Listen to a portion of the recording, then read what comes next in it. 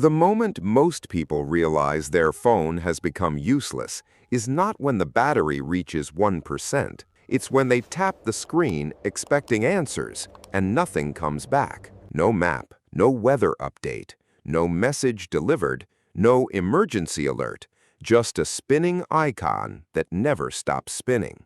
That tiny rectangle in your pocket has quietly become the center of your decision-making process, and almost nobody notices how dependent they are until the invisible network behind it begins to fail. The dangerous part is that phones almost never fail all at once. They fail in layers, and every layer strips away another piece of your ability to understand what's happening around you. That is why emergency managers don't think of communication as a convenience. They think of it as infrastructure, and infrastructure has limits. By the end of this discussion, you'll understand why the first 60 minutes of a major communications disruption are more important than the next 3 days, and why one simple habit can matter more than any expensive emergency gadget you can buy. People often imagine communication failures as dramatic events where every cell tower instantly shuts down. Reality is much less cinematic and far more dangerous. Modern cellular systems are designed with redundancy, backup power, multiple routing paths, and sophisticated load balancing. They survive localized outages remarkably well. The problem begins when millions of people try to do exactly the same thing at exactly the same time. Human behavior becomes the failure point before the technology does. The instant a wildfire jumps a highway, a powerful tornado touches down, a major earthquake strikes, or a widespread blackout begins, nearly everyone reaches for the same device. They call family members, they stream live video, they refresh social media, they search for updates. Every one of those actions competes for limited network resources. The towers may still have electricity, the fiber optic cables may still be intact, yet the network becomes slower and slower until ordinary users experience something that feels identical to total failure. Engineers have understood this problem for decades. Cellular networks are built around capacity planning, not infinite demand. Every tower serves a finite number of simultaneous users. Think of it like lanes on an interstate highway. Under normal conditions, traffic flows smoothly because vehicles are spread throughout the day. But let everyone leave at exactly 5 p.m. before a holiday weekend, and even the widest interstate turns into a parking lot. The highway hasn't disappeared. It has simply reached saturation. Cellular systems behave the same way. Voice calls compete with text messages. Data competes with emergency notifications. Streaming video consumes enormous bandwidth compared to simple text communication. During emergencies, networks often prioritize certain government and public safety communications, leaving ordinary traffic competing for whatever capacity remains. To the average person staring at a frozen screen, it simply looks like the phone stopped working. This is where the first major misunderstanding appears. People assume stronger signal bars mean reliable communication. Signal strength and network availability are not the same thing. You can have 5 bars and still be unable to place a call if the network core is overwhelmed. Conversely, you might have only 1 or 2 bars, yet successfully send a short text message because text requires very little bandwidth compared with voice or video. That distinction matters because many people waste precious minutes repeatedly attempting phone calls while simple messages have a much higher chance of getting through. Emergency communication specialists have long encouraged brief, concise text messaging during disasters for exactly this reason. Less data means fewer resources consumed, increasing the likelihood that critical information reaches its destination. Then another clock quietly begins counting down. Backup power. Most modern cell sites include battery systems capable of maintaining operations after commercial electricity disappears. Some larger facilities also include generators with fuel supplies designed for longer outages. But backup systems are not unlimited. Their duration depends on equipment load, weather conditions, maintenance history, and whether fuel deliveries remain possible.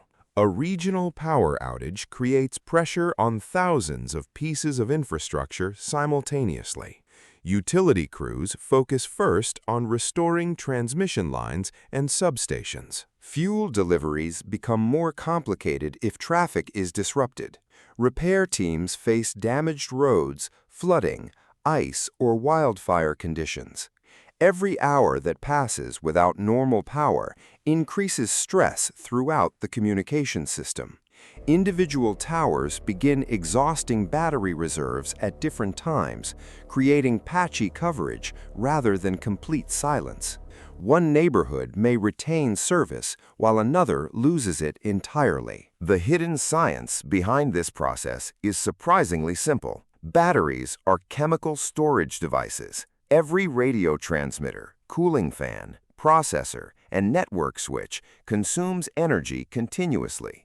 Higher traffic means higher power consumption. Batteries age over time, gradually losing capacity through repeated charging cycles and exposure to heat.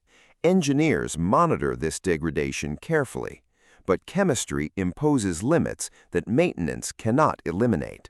During a major emergency, heavily loaded equipment drains available reserves faster than under ordinary operating conditions. People often imagine electronics failing because something breaks. Much more often, they fail because stored energy simply runs out. History offers repeated reminders.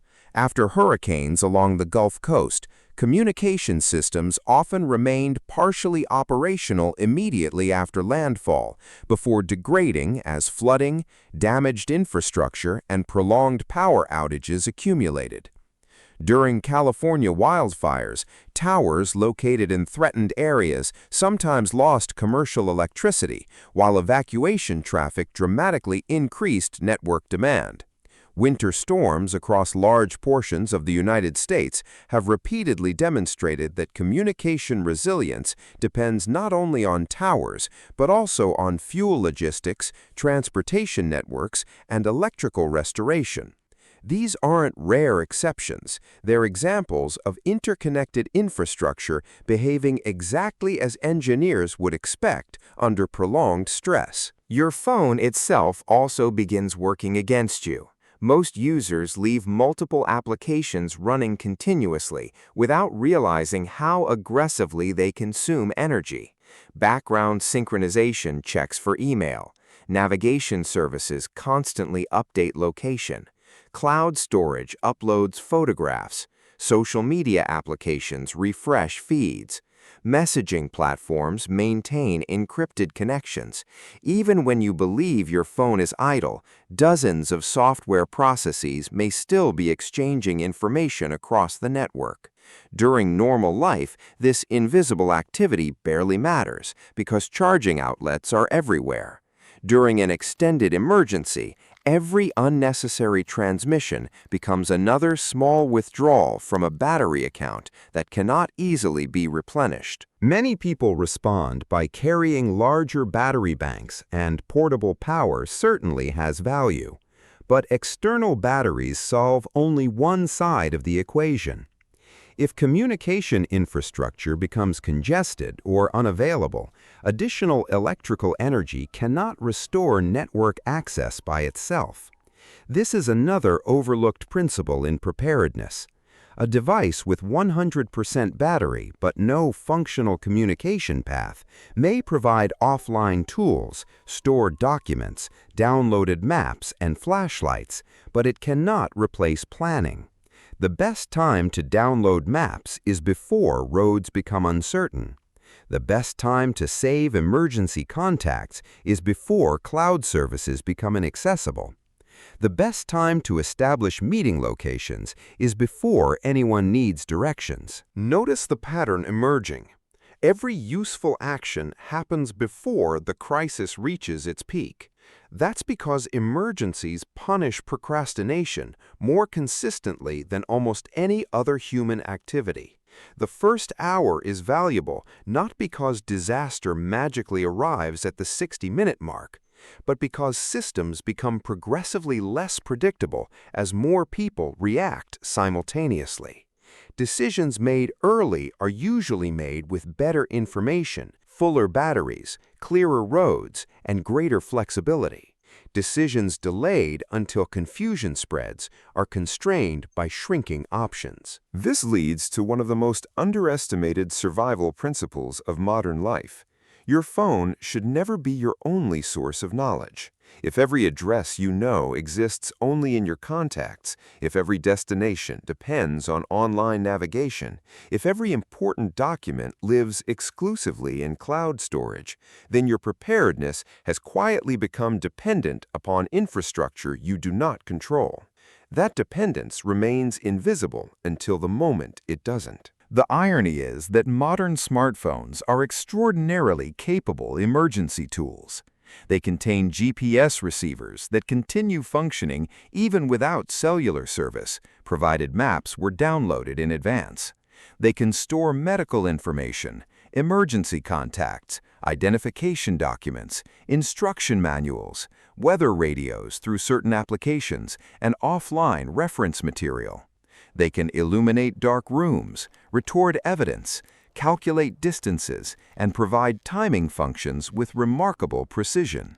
But all of those advantages depend on understanding the difference between what the device itself can do and what requires an active network. That distinction may become the single most important realization you make before the next emergency begins, because once you understand it, your priorities change completely.